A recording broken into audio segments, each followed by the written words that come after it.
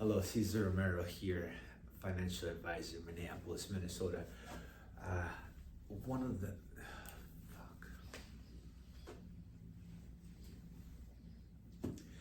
Hi, Cesar Romero here, financial advisor, Minneapolis, Minnesota. I wanted to make a short video about risk and compared how some people may view risk and how we as advisors take into account risk. I want to start by just talking about your portfolio and what typically is going to be inside of that portfolio. So, excuse me, pardon my writing, hopefully you can see that close enough, but good with numbers, not great at drawing or writing on a board. But typically in a portfolio, you're going to have a mix of cash, stocks, and bonds.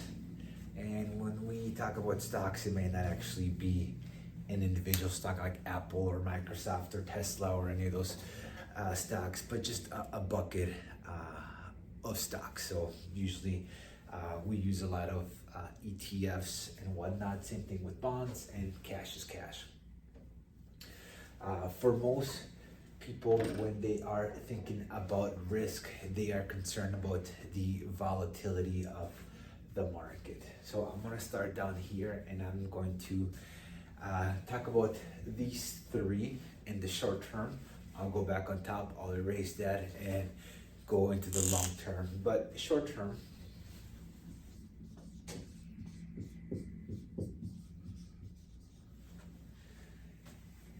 if we are talking about risk, and we're just gonna call this long line 1 month. If I have cash and I deposit $10,000 a month down the road, I will more than likely, unless I'm in a high yield savings account or something, that'll have $10,000 and maybe a little tiny bit of interest. But that $10,000 will be able to buy me what it bought me about a month ago. So more than likely, if I go into my account and I put in $10,000 and I look at it a month later and I haven't done anything with it, I will see that same exact number, which is the $10,000. Bonds, in the short term, are going to be, again, a fairly safe bet. Bonds don't tend to carry as much volatility as stocks do, but a bond can go up anywhere from nothing to 2 to 4% in a month. Be a wild ride for a bond to go up that much, but it could potentially go up and down in that particular month by that period of time. So we're not talking a whole lot of volatility, somewhere in the 0 to 4% range, realistically speaking, on a normal month. Stocks, on the other hand, have a lot more volatility. All right, so a bond can easily, in 1 month time, it can easily be down 20%, but it can also be up 20%. All right, so using the same example of $10,000 and erasing my ridiculous line of volatility, if I put in $10,000 here for bonds, it may be that a month down the road, I have $10,400. It may be that I have $9,600. So the range, again, fairly small, and sorry for the small numbers, but the range is going to be fairly small. Stocks, using the same example, I can actually be down to $8,000 or less, or I could have $12,000. So volatility is definitely there. So in the short term, a month on the road, I would say cash, very safe. Bonds, next safest bet. And stocks carry the highest risk. They'll provide you the biggest gain, but also the most volatility. Okay, so I am going to go back here and I am going to erase this. Let me rewrite the fact that in your portfolio you're going to have a mix of cash, stocks, and bonds. Now, in the long term, let's take a look at these three assets once again. Of course, it looks like my green is gonna run out, so I'm gonna use a mixture of colors.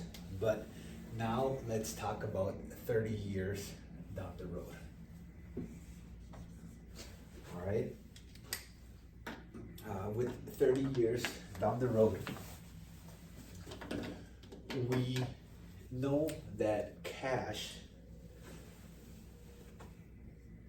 depreciates in value by somewhere between 2 to 2.5% per year. What I mean by that, and the example that I always like to give, is when I was a little over 20 years ago, when I went to go get my first job, it was actually at a Dairy Queen, and they were paying about $7 an hour.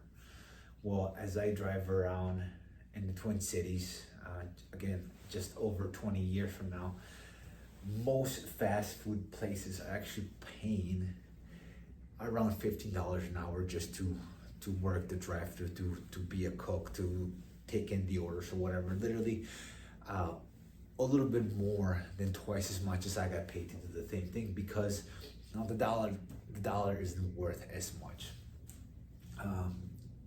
Inflation is good when it is kept at a reasonable level. I am recording this in 2023, where we've been battling high inflation over the past year and a half or so, but a 2 to 2.5% inflation is good. Now, going back to this example of 30 years down the road.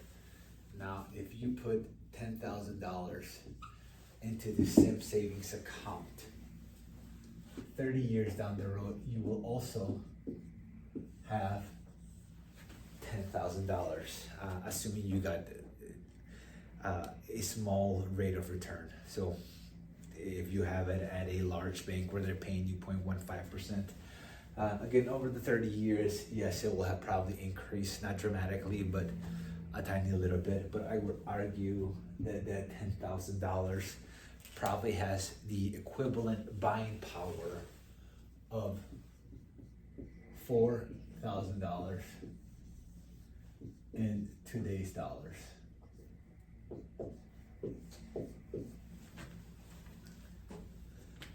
Bonds.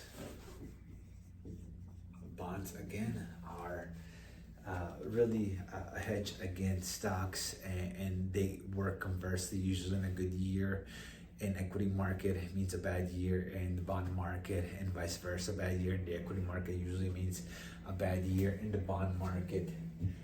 Bonds are going to, again, act the same way, but in averageness, they're probably going to be in the -4% to a 4% range. And again, that is on average. You can certainly have really good bond years. You can certainly invest in higher risks bonds, because even bonds have different risk levels, and get a better return. You can have a bad year, like we did in 2022, where bonds were down close to 10%.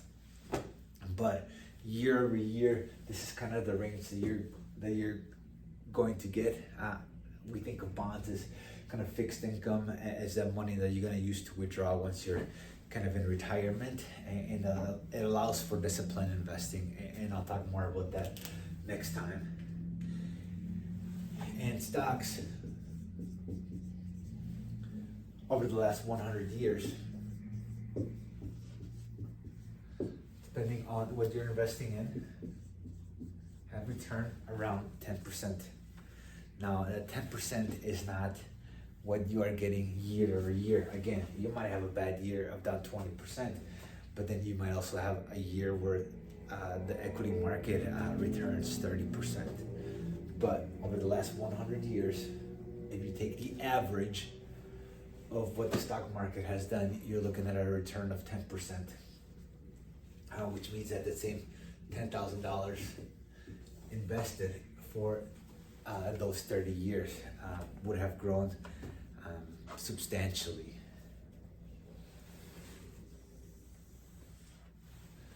All of that to argue that for most people, when they're thinking about risk, really they're concerned about running out of money in retirement. If we design a portfolio that is going to stand the test of time, that is not depending on the stock market, where we have enough cash to support your current needs, for most folks is somewhere in the 6 to 9 months worth of cash needs that are available in this portfolio, and at a good withdrawal rate of somewhere within 3 to 4%, we'll be able to make your money last as long as possible. Ideally, create a plan to make sure that your money outlives you. Hope that made a little sense. It went a little longer than I thought, but I wanted to make sure I took the time to talk a little bit about risk and really explain it in a way that made sense. Thanks again for watching and taking the time, and stay tuned for the next video. Thanks.